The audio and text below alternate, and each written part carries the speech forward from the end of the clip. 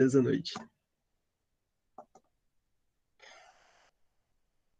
Então vamos lá.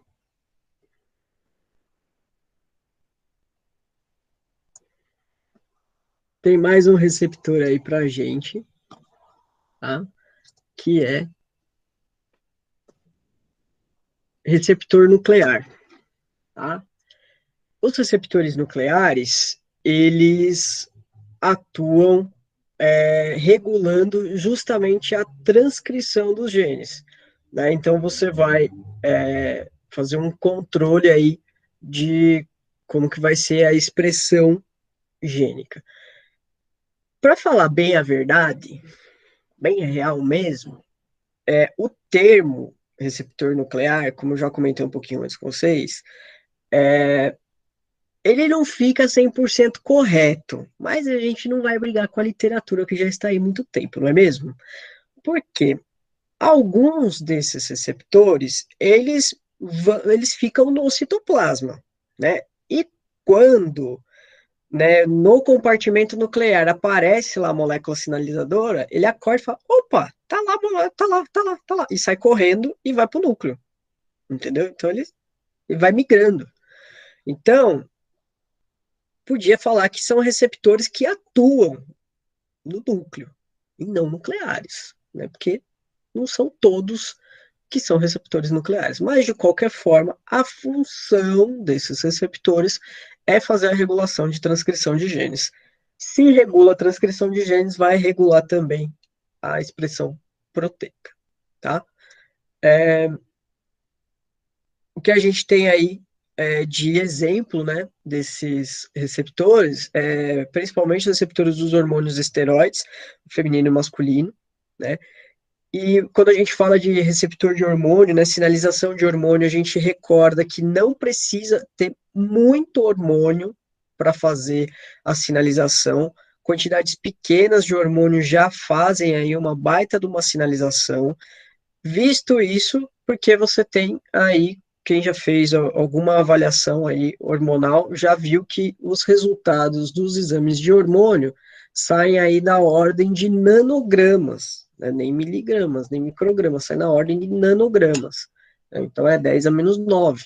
Então você tem aí uma quantidade baixa de necessidade de hormônio para fazer aí a ativação. Então você também, para o seu fármaco que vai ter atuação no local, também você não vai precisar de uma quantidade gigante. O hormônio da tireoide também responde com esse tipo de receptor, o ácido retinóico também, tá? E o receptor para vitamina D. Também não deixa de ser muito diferente do que o, o receptor aí para os hormônios esteroides, porque aí você tem a vitamina D vindo aí de, de produção lipídica também. Alvos de fármacos, né? Você tem aí as enzimas extracelulares, como os inibidores da ECA, né? A ECA ficou famosa aí nesses tempos de pandemia, todo mundo falava da ECA porque o coronavírus, ele curte a ECA, né? O receptor da enzima de conversora de angiotensina para fazer aí o seu sítio, né, de ligação viral. Os inibidores de acetilcolinesterase também, tá? Como enzimas extracelulares. A ligação com receptores de adesão em superfície celular, você tem as integrinas, tá? Inibidores da própria adesão celular e aqueles que vão diminuir a migração de corpos aí pró-inflamatórios. Essa parte aqui de adesão de superfície celular, parte de integrinas, inibição de adesão, diminuição de migração de corpos pró-inflamatórios, pensa na parte de agentes infecciosos e resposta imune, onde vocês têm o processo de apedese, que os leucócitos eles precisam aí fazer a migração do centro do vaso, né, do lúmen do vaso do fluxo, e eles precisam fazer um rolamento sobre o endotélio vascular e precisam parar o momento em cima do endotélio, e daí eles precisam passar para o tecido, né? Então eles saem do vaso pelas fenestras e caem aí no tecido. O que vai fazer aí os neutrófilos, né, os leucócitos de modo geral, fazer essa parada, né, em cima do endotélio, são justamente integrinas, selectinas, né, que são moléculas de adesão celular aí, que vão promover, vão sinalizar essas células que estão lá correndo no fluxo sanguíneo, vão sinalizar ali numa região do endotélio vascular, e aí você vai aproximando as células do endotélio, vai ocorrer um processo de rolamento, vai acontecer aí uma interação entre esses receptores aí na superfície do endotélio vascular, aí até que a célula ela pare de vez, e aí depois você faz o processo final de diapedese para você internalizar as células aí para o tecido, tá? Então aí também tem atuação aí desses receptores nucleares. Tá? Lembram disso lá dos agentes infecciosos? Conversaram com vocês disso?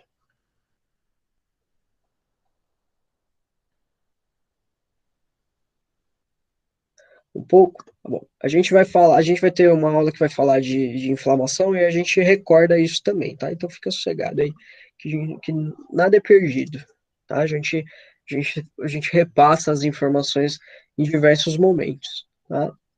Então tá aqui para vocês verem mais uma vez os receptores, né?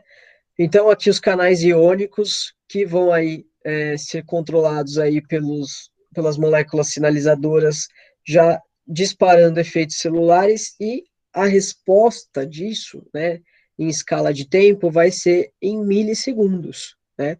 Como por exemplo o receptor nicotínico da acetilcolina, né? Os receptores acoplados à proteína G, também chamado de metabotrópicos, essa hora da noite é difícil de sair essas palavras, não? Que tem aí a ação, chamados, né, de proteína G, porque ficam aí próximos aos, aos componentes, né, de guanidina, GTP e GDP, que podem aí ativar um efetor, gerando aí resposta de segundo mensageiro para gerar efeitos celulares, ou ainda abrir canal iônico para alterar excitabilidade, né? Para alterar de novo efeitos celulares.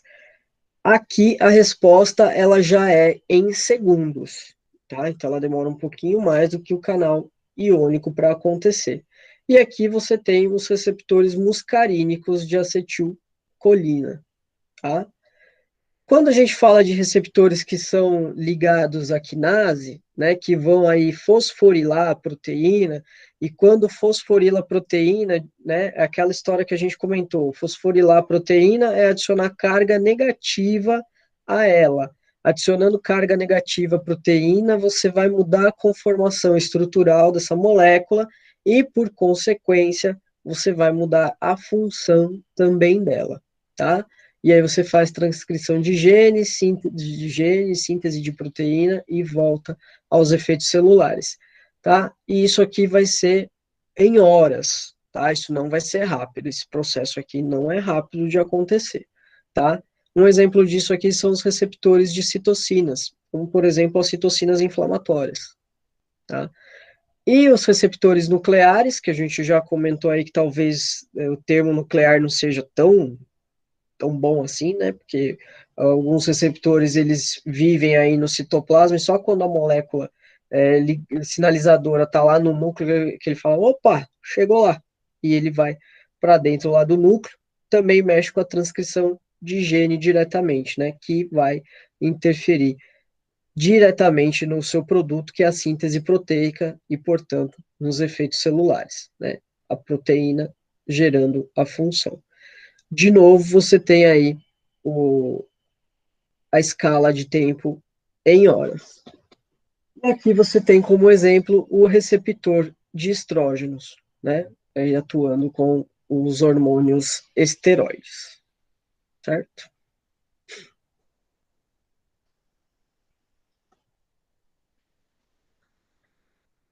Reações anômalas ou efeitos adversos aí, né? Os efeitos adversos dos medicamentos, né? Então, quando você é, faz a administração de um fármaco, de um medicamento, e a resposta do organismo para aquele medicamento não é a esperada, não é aquela desejada, né? Alguns fatores vão aí interferir nessa história, né? A gente tem que levar em consideração fatores que são dependentes do próprio medicamento, né? Aquelas reações que já estão descritas, né? Já estão previstas e muitas vezes vêm descritas, né? Assim, reações muito comuns, reações pouco comuns, reações ou reações mais frequentes, reações menos frequentes, né? E aí a taxa de prevalência desses efeitos aí adversos, né? Outra situação que a gente tem que levar em consideração também é o próprio organismo que está recebendo esse medicamento, né? Algum, alguma outra comorbidade que esse organismo tenha, ou aquele organismo realmente ele tem uma hipersensibilidade ao medicamento, né? Então ele já foi exposto ao composto e no momento anterior e agora ele tem, ele apresentou a hipersensibilidade, então, a gente também tem aí os fatores que são dependentes do organismo. A gente não pode jogar a carga sempre toda em cima do medicamento. E a interação de fatores, né? As interações aí é, medicamentosas, né? Que você tem. Você tem aí, então, que é o que a gente vai colocar aí de atividade para vocês. É pensar aí nas interações com outros medicamentos, né? Interações com a dieta, com os alimentos, que tem, por exemplo, é, fármaco que precisa, né, por exemplo, de uma acidez para você conseguir fazer uma melhor absorção do princípio ativo. Né? Mas tem medicamento que fala que você tem que fazer a ingestão de estômago vazio. Então, se você fizer, se tiver dieta envolvida, já não pode mais tomar o medicamento. Mas tem gente que toma. Então, se tomar, o que que acontece? Né? O medicamento funciona, o medicamento não funciona, né? Vai depender aí. Tem aí a interação com o álcool, por exemplo, né? Que é uma droga lícita, né? Agora fugiu até o nome. Fugiu. Daqui a pouco eu lembro. E tem aí, por exemplo, as ilícitas também que a gente pode aí relatar. A gente pode pensar aí nas principais também, tá? Então, interação aí de outros fatores também são relevantes.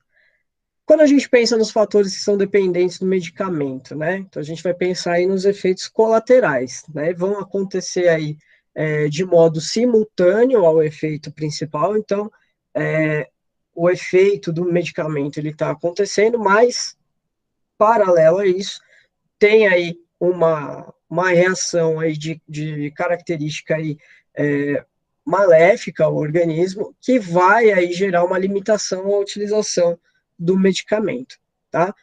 Exemplo que está sendo dado aí é o exemplo da morfina, tá? O efeito principal da morfina é promover a analgesia, mas de efeito colateral que ela tem, ela gera sonolência, ela gera depressão respiratória, pode promover constipação intestinal, e eu digo mais, quem tem alergia à morfina fica coçando o nariz o tempo inteiro, porque eu tenho alergia à morfina, eu sei, é experiência própria.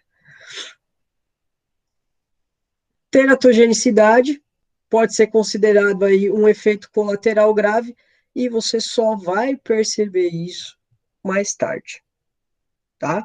Vocês lembram um caso aí de medicamento que era teratogênico?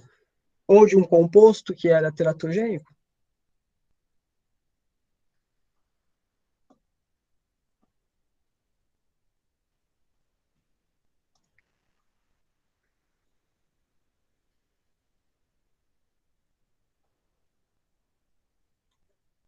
Quem lembra? Apesar que vocês são novinhos, né? Será que vocês vão lembrar?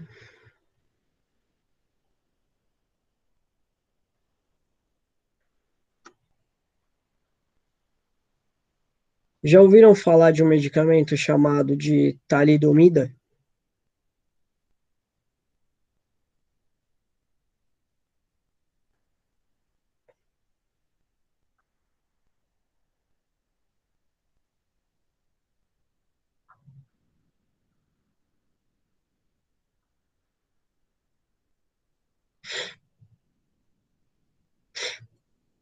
Teve, me lembro. Muito bem. A talidomida, há uns 30 anos aí para trás, 30 e poucos anos, mais ou menos, até um pouco mais, ela foi aí sugerida, né, como um medicamento antiemético. Isso aí, Michel. Ela foi aí sugerida como um medicamento antiemético, principalmente para as gestantes, tá?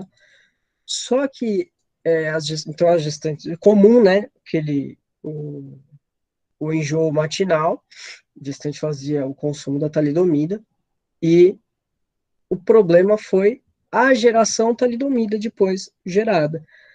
Porque a talidomida, uma, ela tem como efeito adverso a teratogenicidade.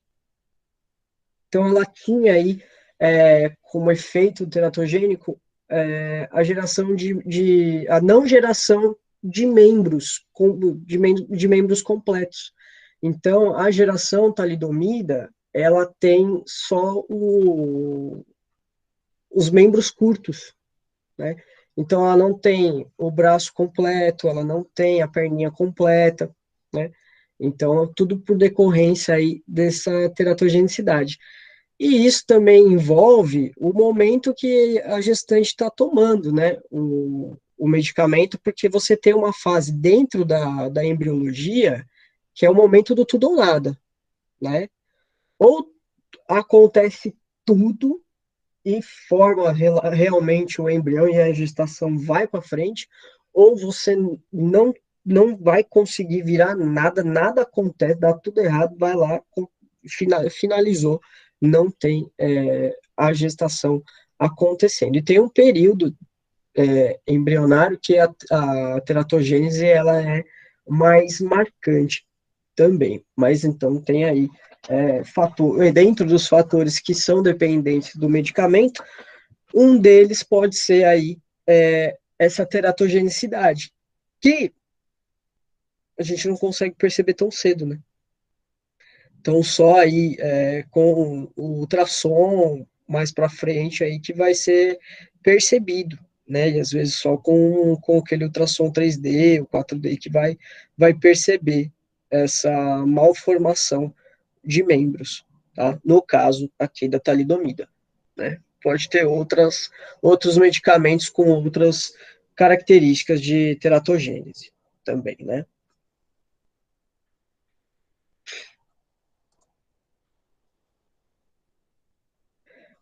Pode ter aí, ainda como os fatores dependentes do medicamento, alguns efeitos secundários, que não são aqueles colaterais que a gente estava falando antes, né, que ocorrem simultaneamente. Agora você vai ter o efeito principal ao ocorrendo e, né, é, nessa situação dos efeitos secundários, você vai ter o efeito em função depois da ação farmacológica que aconteceu do medicamento principal. Então, é, não é uma ação simultânea, vem decorrente da ação farmacológica, é produto da ação farmacológica que você tem. Tá? Então, é consequência do efeito principal. Deixa eu ver, Michele aqui. Esse é um caso muito discutido, se daria para ser evitado ou não. Nesse caso, não dá, pois muitos. Exatamente, Michele. Exatamente isso. Exatamente. exatamente. É onde a gente cai, né, no quesito, né, de quando a gente faz, de quando se faz os clinical trials, né, de você para os testes é, no, nos animais, né, e você, ou até o modelo que é utilizado não é o que melhor reflete o seu alvo farmacológico posteriormente, né? Então, são situações aí a se pensar mesmo, né? Por isso que é importante aí ter a consciência, né, por exemplo, que o desenvolvimento de novos fármacos, eles são bem-vindos, são necessários, né? A gente vê, por exemplo, principalmente os antitumorais que estão surgindo, né? Que são todos os MABs que estão aparecendo, né? Trastuzumab, né? E os derivados dele, né? Todos os MAB aí que são de anticorpos monoclonais. E anticorpos que estão aí mimetizando muito o humano, né? Muito próximo do humano. São medicamentos que são importantes, têm uma relevância muito grande, né? Porque você pode aí ajudar uma população mais específica, né? Você pode fazer um fármaco mais direcionado a uma determinada população, um determinado tipo de necessidade de tratamento. Então, tudo isso é importante, é relevante. Né? O como que se faz isso é que também tem que ser avaliado, né? Não pode aí fazer ao Deus dará. Né? A gente tem os comitês aí de ética, comitê de ética de pesquisa em humanos, comitê de ética em pesquisa em animais, que está aí para justamente fazer toda a regulamentação e não deixar extrapolar as coisas aí, sair do controle, porque até bem pouco tempo atrás você não tinha controle, né? O pessoal chegava e falava assim, eu preciso de 25 ratos para o final de semana. O pessoal ia lá na matriz, tá? Tinha 25 ratos no final de semana. Aí o cara ia lá na outra semana e falava, preciso de mais 25. Falei, meu, e o seu projeto você previu quantos? Aí eu previ 100. Falei assim, meu filho, já foi 50. Só agora, nessa conta rápida, foram 50. Ah, mas eu tô fazendo piloto. Falei, meu, você não programou o piloto? Seu ensaio? Então hoje as coisas elas são muito mais regradas, né? Então os comitês de ética, eles estão em cima e tem que estar em cima mesmo, né? Se não tem jeito de fazer, de tirar a experimentação animal, que seja aí o mínimo possível e com consciência. Eu sou aí avesso o negócio. Mas se não der certo, né? Faz. Não tem outra solução? Ok. Não vamos ser aí o anti-tudo, né? Vamos ser, não vamos ser o anti-progresso. Mas tem que ter consciência naquilo que vai fazer. Então, ó, o efeito aí secundário é o efeito justamente em resposta à ação farmacológica que teve do medicamento. Um exemplo disso é a atividade antitussígena que é induzida pela morfina. Então, o paciente toma morfina por conta aí do relaxamento que teve, que olha aí, que coisa mais linda, que ele foi para um lado, foi para o outro, né? Fica assim que vem. Olha lá, conta aí um pouco desse efeito de analgesia, desse relaxamento, tem aí a atividade antitussígena que é induzida pela morfina. Coloquei tudo isso de animação e não percebi, gente? Onde é que eu tava? Tem também a superdosagem, tá? Que está relacionada aí diretamente com efeitos maléficos da droga, né? Que vai estar associado aí em relação à quantidade que é administrada ou ainda a forma com que a dose ela vai ser administrada, né? Tem duas situações aí diferentes. absoluta e a relativa. Em relação à absoluta, é a administração de doses extremamente elevadas, né, que saem aí do controle, que não tem aí uma, um padrão, né, você vai começar a fazer a administração da dose aí de forma anormal mesmo, extrapola aí a quantidade. A relativa é que a dose ela está adequada, né? Quando você pensa no valor geral, no absoluto ali que você tem. Porém, você administra essa droga numa velocidade muito grande direto na corrente sanguínea. Então, por exemplo, sabe aquele paciente que ele fica lá no, no hospital na medicação e ele é o engraçadinho de acelerar a medicação? Ele fala, tô com pressa, vai ter jogo, vou ver o jogo. Né? Ele vai lá e acelera o gotejamento da medicação. Se tá pingando 5 gotas em 1 minuto, é porque tem um motivo, não é mesmo? É para não avacalhar. E o ser humano vai lá e acelera o negócio. Entra aí nessa história do relativo. Você vai lá e carca a velocidade no negócio. Quando o cara levanta, é dois serviços, é o de levantar e o do cair do chão, dependendo do que ele está tomando. Né? Ou, dependendo ainda do que for, o cara acelera a medicação, dali a pouco tá enjoado. Não entendi por quê. Não entendi por quê. Acelera o negócio para sair embora mais cedo, né? Uma outra situação aí que existe, é justamente a aplicação de anestésicos locais quando você faz a injeção num vaso sanguíneo. Tem que fazer a injeção de modo lento. O negócio já é ruim.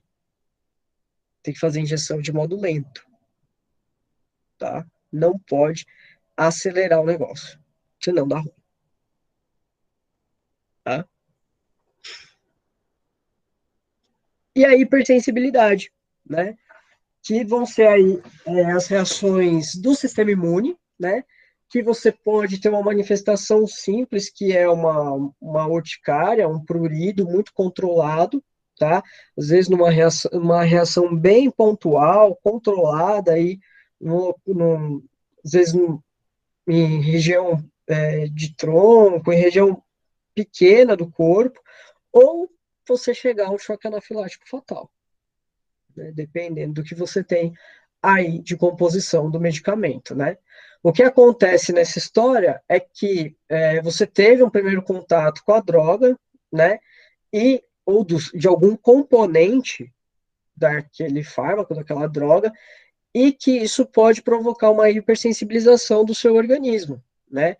E a gente sabe que as reações de hipersensibilidade, elas não são deflagradas no primeiro contato, né? Elas são deflagradas sempre no contato subsequente, né? Então, uma outra administração pode desencadear ou uma reação alérgica que pode ser pontual ou até mesmo fazer um choque anafilático fatal, tá? Então, aí a hipersensibilidade também entra como fatores que são aí agora dependentes do organismo, tá? Aí é o seu organismo respondendo ao medicamento, certo? Essa hipersensibilidade é a mesma história que vocês devem ter visto no agentes infecciosos e resposta imune, tá?